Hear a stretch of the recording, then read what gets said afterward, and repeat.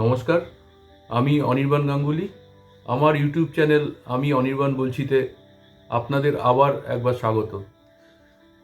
যে বিষয়ে আগের পর্বে আলোচনা করেছিলাম, বাঙালি জাতির ব্যাপ্তি বিভিন্ন ক্ষেত্রে দেশকে অতিক্রম করে হয়ে উঠেছিল আন্তর্জাতিক। যে বাঙালি জাতি একসময় ভারতবর্ষকে শাসন করত, নবজাগরণের বিভিন্ন ক্ষেত্রে তার নজির ছিল অনন্য। ঈশ্বরচন্দ্র বিদ্যাসাগর নারীদের অধিকার রক্ষার ক্ষেত্রে বিপ্লব নিয়ে এসেছিলেন। বিধবা বিবাহ আইন প্রণয়ন হয়েছিল 1856 সালে, মূলত তাঁর প্রচেষ্টায়। বাঙালির বিখ্যাত সমাজ সংস্কারক রাজা রামমোহন রায়, যিনি 1828 খ্রিস্টাব্দে ব্রাহ্ম সমাজ প্রতিষ্ঠা করেছিলেন, তাঁর প্রচেষ্টায় 1829 সালে সতীদাহ প্রথা রদ করা হয়েছিল। 1817 সালে তার ও ডেভিড হেয়ারের প্রচেষ্টায় হিন্দু কলেজ প্রতিষ্ঠা হয়েছিল, যা পরবর্তীতে প্রেসিডেন্সি কলেজ নামে বিখ্যাত হয়। তিনি নারীদের অধিকার, আধুনিক শিক্ষার জন্য আজীবন কাজ করেছিলেন, যার জন্য তাকে ফাদার অফ ইন্ডিয়ান রেনেসাঁস বলা হতো। সাহিত্য সম্রাট বঙ্কিমচন্দ্র চট্টোপাধ্যায় মাতৃভূমি ভারতবর্ষকে বন্দনা করলেন বন্দে মাতরম রচনার মাধ্যমে। 1950-এর 24শে জানুয়ারি বন্দে মাতরম ভারতবর্ষের জাতীয় গান বা ন্যাশনাল সং হিসেবে সংবিধানে স্বীকৃতি পেল। সমগ্র ভারতবাসী যার রচিত সঙ্গীতে দাঁড়াতে বাধ্য হলেন তিনি কবিগুরু রবীন্দ্রনাথ ঠাকুর। তার রচিত জনগণ মন স্বীকৃত পেল ভারতবর্ষের জাতীয় সঙ্গীত হিসেবে। কবিগুরুর জনগণ মন ছিল দেশপ্রেম, ভারতবাসীর ঐক্য এবং সার্বভৌমত্বের প্রতি এক সম্মান। তিনি আবার রচনা করেছিলেন বাংলাদেশের জাতীয় সঙ্গীত আমার সোনার বাংলা। বাঙালি বাংলা সাহিত্য এবং বাঙালি সাহিত্যিকের খ্যাতি জগৎজোড়া। মাইকেল মধুসূদন দত্তকে বলা হয় বাংলা সাহিত্যের একজন প্রবাদ পুরুষ। তার বিখ্যাত সৃষ্টি অমৃতাক্ষর ছন্দ। তার বিখ্যাত সৃষ্টির আরেকটি হল মেঘনাদবধ কাব্য। বিদ্রোহী কবি কাজী নজরুল ইসলাম ছিলেন এক বিরল প্রতিভা। তিনি রচনা করেছিলেন কবিতা, উপন্যাস, ছোট গল্প, গান, আরও কত কী। তাঁর রচনায় ছিল সাম্যতা, ন্যায় বিচার, মনুষ্যত্ব এবং সাম্রাজ্য বিরোধিতা। ধর্মীয় সাম্প্রদায়িকতার বিরুদ্ধে তিনি লিখেছিলেন মোরা একই বৃন্তে দুটি কুসুম হিন্দু মুসলমান। ব্রিটিশদের বিরুদ্ধে লিখেছিলেন কান্ডারি হুঁশিয়ার। তাঁর বিখ্যাত রচনাগুলির মধ্যে অগ্নিবীণা, সাম্যবাদী, সঞ্চিতা, বিষের বাঁশি, মৃত্যু ক্ষুধা, ভাঙার গান ইত্যাদি উল্লেখযোগ্য। পরবর্তীতে তাকে বাংলাদেশ জাতীয় কবি হিসেবে সম্মান জানিয়েছিলেন। অমর কথাশিল্পী শরৎচন্দ্র চট্টোপাধ্যায়ের খ্যাতি ছড়িয়ে পড়ল সারা ভারতবর্ষব্যাপী। তার বিখ্যাত উপন্যাসগুলির মধ্যে উল্লেখযোগ্য হল শ্রীকান্ত, দেবদাস, পরিণীতা, পথের দাবী। তার রচিত বহু গল্প নিয়ে পরবর্তীতে হিন্দি ও বাংলা চলচ্চিত্র তৈরি হয়েছে এবং বিখ্যাত হয়েছে। শিশু সাহিত্যে উপেন্দ্রকিশোর রায়চৌধুরী, সুকুমার রায়, লীলা মজুমদার ছিলেন উল্লেখযোগ্য। বিভূতিভূষণ বন্দ্যোপাধ্যায়ের বিখ্যাত সৃষ্টি পথের পাঁচালী, মানিক বন্দ্যোপাধ্যায়ের পদ্মা নদীর মাঝি, শরদিন্দু বন্দ্যোপাধ্যায়ের ব্যোমকেশ। রবীন্দ্রনাথ পরবর্তী বিখ্যাত কবি হিসেবে খ্যাতি পেয়েছিলেন জীবনানন্দ দাশ। এছাড়াও কিশোর বিদ্রোহী কবি বা ইয়ং নজরুল হিসেবে খ্যাত কবি সুকান্ত ভট্টাচার্য। আরও বেশ কয়েকজন বিখ্যাত সাহিত্যিক যারা বাঙালি জাতিকে সমৃদ্ধ করেছিলেন তারা হলেন সুনীল গঙ্গোপাধ্যায়, শক্তি চট্টোপাধ্যায়, আশাপূর্ণা দেবী, মহাশ্বেতা দেবী, সঞ্জীব চট্টোপাধ্যায়, সমরেশ বসু, সমরেশ মজুমদার প্রমুখ। বাঙালির মেধা চিরস্বীকৃত। ডক্টর কাদম্বিনী গাঙ্গুলি ছিলেন ভারতবর্ষের মধ্যে প্রথম মহিলা ডাক্তার। তাঁর সাথে একত্রে উচ্চারিত হয় একমাত্র ডক্টর আনন্দী গোপাল যোশীর নাম। ভারতবর্ষের মধ্যে প্রথম মহিলা গ্র্যাজুয়েট ছিলেন চন্দ্রমুখী বসু, যিনি 1883 সালে বেথুন কলেজ থেকে বিএ পাস করেছিলেন এবং পরবর্তীতে প্রথম পোস্ট গ্র্যাজুয়েট অর্থাৎ এমএ পাস করেছিলেন। ডক্টর বিধানচন্দ্র রায় বাঙালি প্রতিভার এক মাইলস্টোন। বাংলার রূপকার ডক্টর বিধান রায় চিকিৎসা বিজ্ঞানে তার অবদানের জন্য ভারতরত্ন পেয়েছিলেন 1861 সালে। তিনি ছিলেন পশ্চিমবঙ্গের দ্বিতীয় মুখ্যমন্ত্রী এবং তার জন্মদিন ও মৃত্যু দিবস অর্থাৎ 1 জুলাই ন্যাশনাল ডক্টরস ডে হিসেবে পালিত হয়। বাংলার বাঘ নামে খ্যাত স্যার আশুতোষ মুখার্জি প্রতিষ্ঠা করেছিলেন ক্যালকাটা ম্যাথামেটিক্যাল সোসাইটি 1908 সালে এবং তাঁর প্রচেষ্টায় 1916 সালে আশুতোষ কলেজ প্রতিষ্ঠিত হয়েছিল। তার সাহসিকতা, আত্মসম্মান, একাডেমিক ইন্টিগ্রিটির জন্য তিনি বাংলার বাঘ উপাধি পেয়েছিলেন। এছাড়াও মনমোহন ঘোষ ছিলেন প্রথম ভারতীয় ব্যারিস্টার, যিনি 1867-তে কলকাতা হাইকোর্টে প্র্যাকটিস করতেন।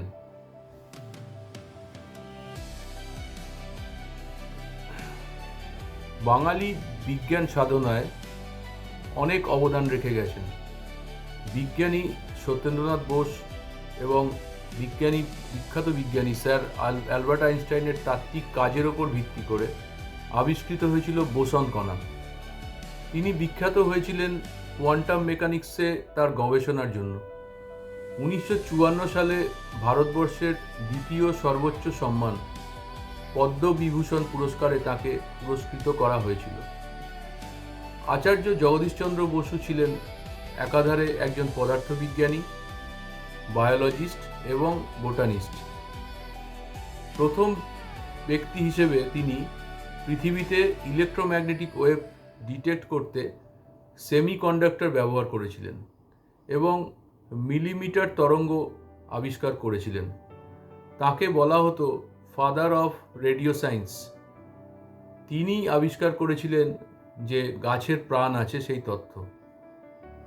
1917 সালে স্যার জগদীশচন্দ্র বসু প্রতিষ্ঠা করলেন বোস ইনস্টিটিউট। এটি ছিল এশিয়ার মধ্যে সর্বপ্রথম আধুনিক গবেষণা কেন্দ্র। বাঙালির বিখ্যাত অ্যাস্ট্রোফিজিস্ট বা জ্যোতির্বিজ্ঞানী ছিলেন প্রফেসর মেঘনাদ সাহা। ইনি এমন একজন বিজ্ঞানী যিনি পদার্থবিজ্ঞান ও জ্যোতির্বিদ্যার নীতি প্রয়োগ করে নক্ষত্র, গ্রহ, ব্ল্যাক হোল ও গ্যালাক্সির মতো মহাজাগতিক বস্তুর গঠন, বৈশিষ্ট্য এবং আচরণ নিয়ে গবেষণা করেন। তিনি 1920-তে আবিষ্কার করেছিলেন সাহা আয়নাইজেশন ইকুয়েশন। 7 বার নমিনেশন পেয়েও তিনি নোবেল পুরস্কার পাননি। প্রশান্তচন্দ্র মহলানবিশ ছিলেন একজন বিখ্যাত বিজ্ঞানী এবং স্ট্যাটিস্টিশিয়ান। তিনি বিখ্যাত হয়েছিলেন মহলানবিশ ডিস্টেন্স আবিষ্কার করে, যেটি একটি স্ট্যাটিস্টিক্যাল ফর্মুলা। তিনি ইন্ডিয়ান স্ট্যাটিস্টিক্যাল ইনস্টিটিউট প্রতিষ্ঠা করেছিলেন। তিনি ছিলেন ভারতের প্রথম প্ল্যানিং কমিশনের একজন মেম্বার। 2007-এর পর থেকে তাকে father of statistics of India নামে সম্মানিত করা হয়েছে এবং 29শে জুন তার জন্মদিনকে national statistics day in India হিসেবে স্বীকৃতি দেওয়া হয়েছে। আচার্য প্রফুল্লচন্দ্র রায় আবিষ্কার করলেন মার্কিউরাস নাইট্রাইট 1896-এ। তাকে বলা হতো father of Indian chemistry. Salil Chowdhury একজন কৃতি বাঙালি সঙ্গীত পরিচালক ছিলেন। গীতিকার, সুরকার এবং গল্পকারও তিনি ছিলেন। আধুনিক বাংলা গানের সুরস্রষ্টা এবং গণসঙ্গীতের প্রণেতা হিসেবে তিনি একজন স্মরণীয় বাঙালি। তিনি মূলত বাংলা, হিন্দি এবং মালায়ালাম চলচ্চিত্রে সঙ্গীত পরিচালনা করেছিলেন। আধুনিক প্রজন্মের বিখ্যাত বাঙালি সঙ্গীত পরিচালক জাতীয় পুরস্কারপ্রাপ্ত প্রীতম চক্রবর্তী, যিনি প্রীতম নামে বিখ্যাত।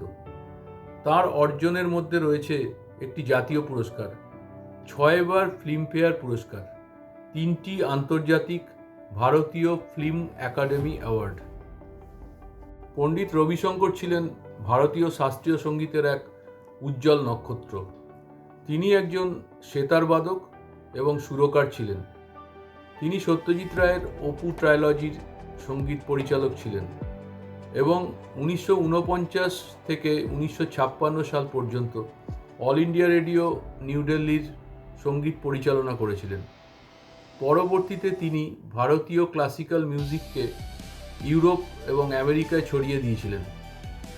1999-এ তাকে ভারতবর্ষের সর্বোচ্চ নাগরিক সম্মান ভারত রত্ন সম্মানে সম্মানিত করা হয়েছিল। ভারতবর্ষের সঙ্গীতের দুনিয়ায় দুই কিংবদন্তি বাবা ও ছেলে হলেন শ্রী শচীন দেব বর্মন এবং পঞ্চম দা অর্থাৎ রাহুল দেব বর্মন। শচীন দেব বর্মন ছিলেন একজন কিংবদন্তি সঙ্গীত পরিচালক। তিনি 100-রও বেশি সিনেমায় সুর দিয়েছিলেন। তার বিখ্যাত সঙ্গীত পরিচালনার মধ্যে উল্লেখযোগ্য সিনেমাগুলি হল 1957-এ প্যাসা, 1959-এ কাগজ কে ফুল, 1965-তে গাইড, 1969-এ আরাধনা, অভিমান প্রমুখ। শচীন টেন্ডুলকরের বাবা তার এই প্রিয় শচীন কর্তার নামেই ছেলের নামকরণ করেছিলেন। রাহুল দেব বর্মন তার বাবার সাথে সহকারী হিসেবে কাজ করতে করতে হয়ে উঠলেন ভারতীয় সিনেমার সঙ্গীত জগতের সর্বশ্রেষ্ঠ সঙ্গীত পরিচালক। 1966 সালে তিসরি মঞ্জিল দিয়ে শুরু, তারপর একটার পর একটা হিট, অমর প্রেম, হরে রামা হরে কৃষ্ণা, শোলে, মেহবুবা এবং জীবনের শেষ সঙ্গীত পরিচালনা 1942 লাভ স্টোরি। শোলে সিনেমার বিখ্যাত মাউথ অর্গানে ব্যাকগ্রাউন্ড মিউজিক তার অনন্য সৃষ্টির একটি নিদর্শন। আর.ডি. বর্মন ছিলেন আধুনিক পাশ্চাত্য সঙ্গীত ও ভারতীয় সঙ্গীতের মেলবন্ধনের একটি সেতু। আর.ডি. তার পরে আসা সঙ্গীত পরিচালকদের জন্য একটি অনুপ্রেরণা ছিলেন। তিনি তিনবার 1983, 1984 এবং 1995-এ ফিল্মফেয়ার পুরস্কার লাভ করেছিলেন। আরেকজন বিখ্যাত বাঙালি সঙ্গীত পরিচালক ছিলেন বাপ্পি লাহিড়ী। তিনি হিন্দি চলচ্চিত্র সহ বাংলা গানের গীতিকার, সুরকার, সঙ্গীত পরিচালক এবং গায়ক হিসেবে ভারতীয় উপমহাদেশে একজন পরিচিত ব্যক্তিত্ব। সঙ্গীত জগতে তিনি বাপ্পিদা নামে বিখ্যাত ছিলেন। 80-র দশকে হিন্দি সিনেমা ডিস্কো ড্যান্সার, নমক হালাল, শরাবির ন্যায় বিভিন্ন সিনেমায় সঙ্গীত পরিচালনা করে তিনি সমাদৃত হন। সঙ্গীতের আলোচনা হবে আর তার নাম আসবে না, এটা কি হতে পারে? তিনি দ্য গ্রেট কিশোর কুমার গাঙ্গুলি। তিনি ছিলেন একজন গায়ক, গীতিকার, সুরকার, অভিনেতা, চলচ্চিত্র পরিচালক। এরকম বহুমুখী প্রতিভার অধিকারী বাঙালি ভারতবর্ষে খুব কম জন্মেছে। তিনি ভারতীয় চলচ্চিত্র শিল্পের সর্বাধিক সফল এবং সর্বশ্রেষ্ঠ নেপথ্য গায়ক হিসেবে বিবেচিত হন। কিশোর কুমার বাংলা, হিন্দি, মারাঠি, অসমিয়া, গুজরাটি, কন্নড়, ভোজপুরি, মালায়ালাম, ওড়িয়া এবং উর্দু ভাষায় গান করেছেন। তিনি সর্বাধিক 8বার শ্রেষ্ঠ পুরুষ নেপথ্য গায়কের জন্য ফিল্মফেয়ার পুরস্কার পেয়েছেন। তিনি গায়ক হলেও নায়ক হিসেবেও বহু কমেডি ছবি আমাদের উপহার দিয়েছেন।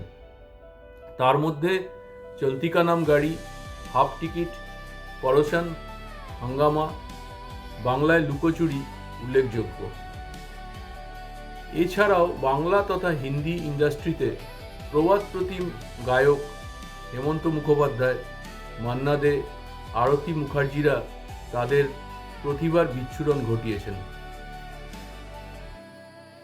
কিশোর কুমার পরবর্তী হিন্দি সিনেমার গানের জগতে সবচেয়ে আলোড়ন ফেলা নাম কুমার শানু।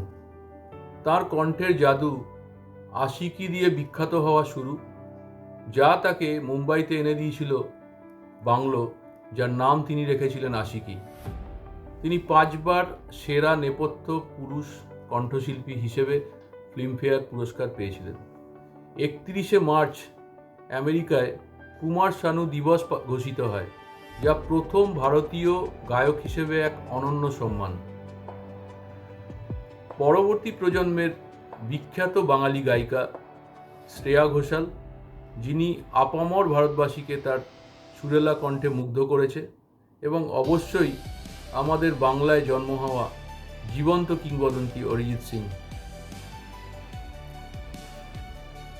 বাঙালি যুগে যুগে তার প্রতিভার জানান দিয়ে গেছে। প্রতিটি ক্ষেত্রে বাঙালির এই উজ্জ্বল উপস্থিতি আমাদের দেশ ভারতবর্ষকে এগিয়ে নিয়ে গেছে এবং বাঙালি আন্তর্জাতিক পরিমণ্ডলে তার ছাপ রেখে গেছে। আমাদের জাতিগত আলোচনার পরিসরকে আরও এগিয়ে নিয়ে যাব পরবর্তী পর্বে। ভিডিওটি দেখবেন, ভালো লাগলে লাইক, শেয়ার এবং সাবস্ক্রাইব করবেন আমার চ্যানেল আমি অনির্বাণ বলছি। সবাইকে বাংলা নতুন বছরের শুভেচ্ছা জানালাম। শুভ নববর্ষ। নমস্কার।